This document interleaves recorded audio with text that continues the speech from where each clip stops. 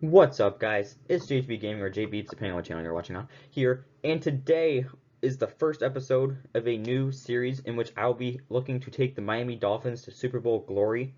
And looking at the team right now, it is not a very good team. They have a 75 overall team, they have a 72 overall offense, and 79 overall defense. I have gone for the team builder coach archetype just because I want to make sure that everyone is progressing and that we are able to do a good build with players that we draft. Offensively, I've gone for the West Coast spread just because it seems to fit Tua and our receivers best.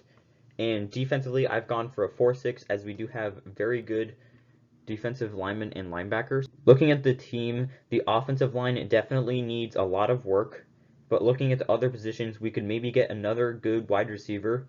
But other than that, the team looks pretty good. Defensively, the team is definitely more solid than the offense. We could use with some better linebackers and some better safeties, but that is an issue we can address in the draft. Special teams wise, we have one of my favorite punters to use in Hack, and Sanders, another good young kicker. I don't know if I will actually get rid of him, as we may have our kicker and punter for the next couple of seasons. We have made a trade. I have decided to trade Matt Breida to the Los Angeles Rams for a 2022 second round pick and a 2021 7th round pick, just because with Howard at running back, we don't need him, and that opens up not only cap space but another roster spot for someone we could use in the future. One player I have signed out of free agency is Anthony Gordon to be our third string backup quarterback, especially with only having Tua and Fitzpatrick on the roster. Setting our season goal, I honestly did not see any other option besides this 4-win option being an option. Looking at the schedule and the Patriots and Bills being in our division, I don't think it's that realistic for us to win more than 4 games this year. And of course, the minute that I trade away Breida, Jordan Howard breaks his femur and he's going to be out for the season.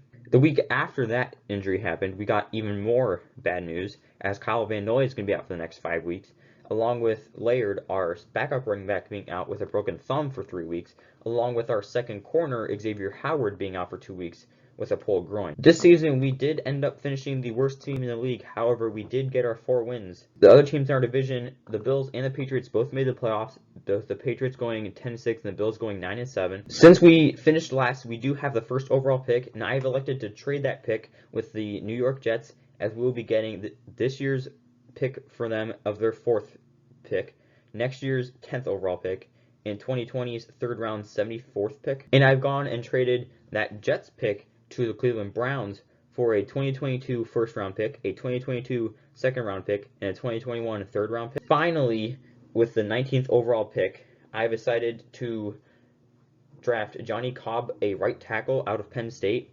Honestly, we need a good outside tackle, especially if we're going to have Tua and with his ability to be mobile. I've also drafted, with the first pick in the second round, George Scott.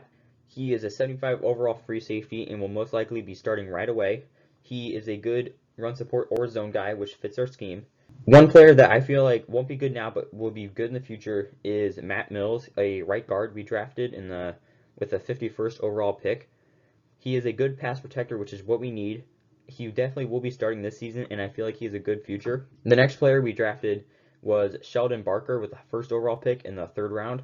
He is an amazing left outside linebacker, and he is a good backup to have behind Van Noy. The next player we drafted is Paul Henry, the power back out of Georgia. He does have a hidden development trait, and he is rated number 8 in true value, and we drafted him at 75. I feel like, depending on how things go with Howard, we could look to trade Howard next season or just cut him this year in order to get Henry as our starter. I have also drafted another right guard in Damian Sherrills. We drafted him 97th overall. He is a good pass protector, but that is it. He could be our left guard next season, but I just do not know at this point. I've decided to trade our 5th round pick with the Los Angeles Rams just to acquire some more picks in this year's 6th rounder and next year's 7th rounder. With our 6th round pick, we drafted Caleb Green, the right end. We got him 109 in true value, and we drafted him 170. He's a power rusher from Rutgers, and again, a good young backup that could be developed into a starter one day. Probably the steal of the draft is Terrell Harvey, who we got with the Rams' 6th round pick. He is a hidden development trait. He is a 65 overall wide receiver. We picked him at 172.